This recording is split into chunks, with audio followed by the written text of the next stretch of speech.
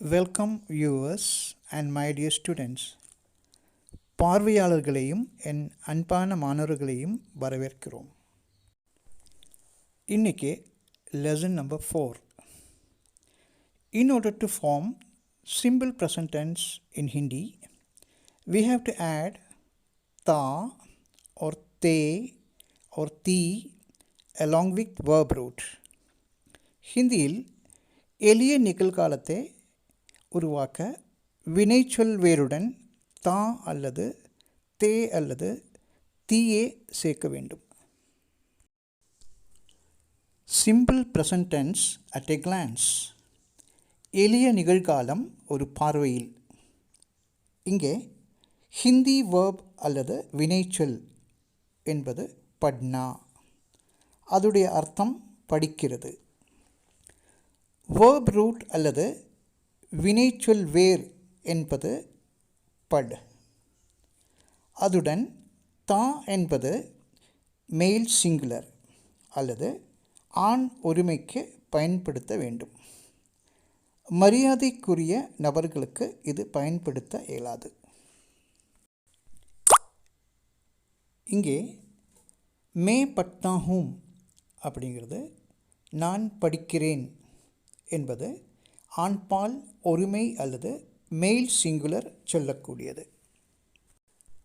ஹம் பட்தே ஹே, நாங்கள் படிக்கிறோம். Male plural and mix genders can tell this. அதாவது ஆண் பெண்மை மற்றும் கலப்பு பாலினங்கள் இதை சொல்ல முடியும்.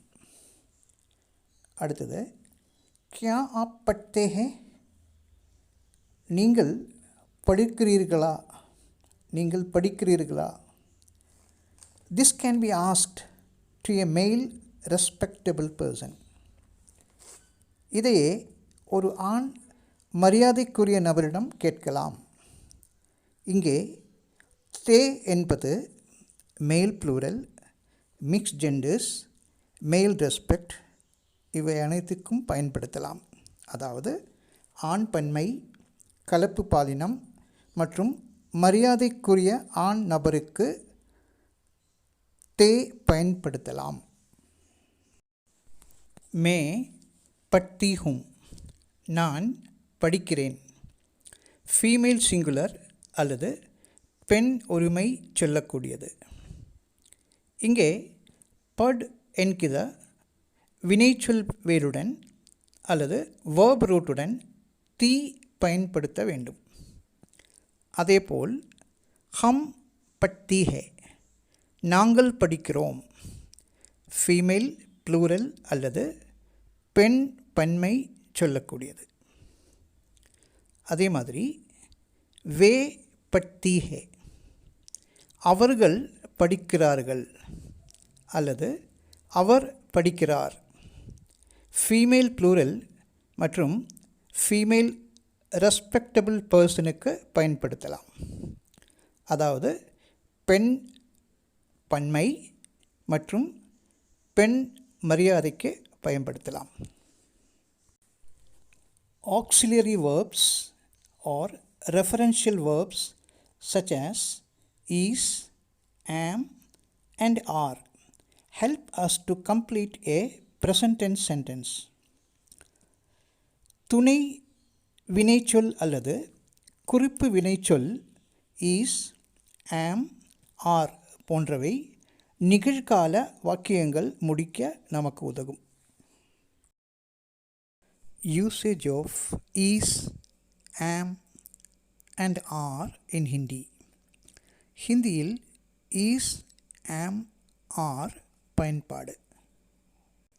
Whom is used after a pronoun may. மே பிரதி பெயருக்கு பின் whom பயன்படுத்துகிறேன். he is used after a singular person without respect and singular object. In Hindi, ho is our number one. It is used after pronoun tum. ho என்கிறது ஒன்றாவது R. இது தும் என்கிற பிரதிப்பெயர் அல்லது ப்ரோனவுனுக்கு பிறகு பயன்படுத்துகிறது. Hein or he is second R. Hein என்கிற he இரண்டாவது R. In Hindi, hein is pronounced as hai. It is used after plural and respect, applicable for things also. ஹிந்தியில் ஹைன் என்கிற ஹே பன்மை மற்றும் மரியாதைக்குரிய இடங்களில் பயன்படுத்துகிறோம். Viewers and my dear students, thanks for watching this video. If you would like to learn more about the basics of Hindi usages, please watch our lesson number 1 to 4. The link is given in the description. Our next video uploads tips for learning spoken Hindi, present continuous tense. Thanks again.